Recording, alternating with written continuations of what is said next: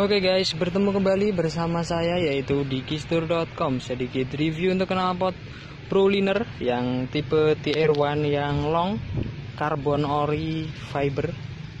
Oke, kita cek tampilannya. Ini diinstal di CBR New K45 yang lokal ya, full system. Langsung saja kita dengarkan suaranya mas bro.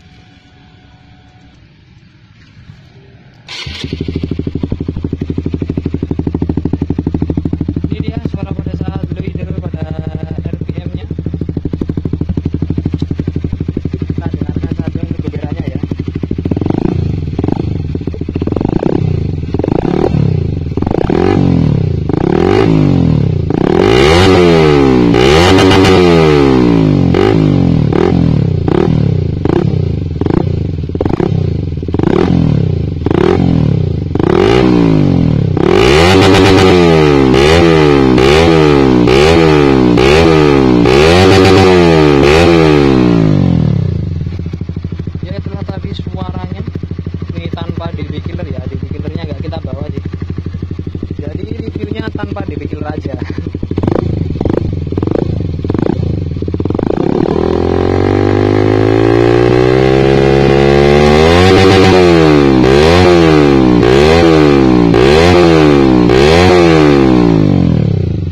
Ya, oke, mungkin telah tadi sedikit review untuk knalpot Proliner TR1 yang long carbon.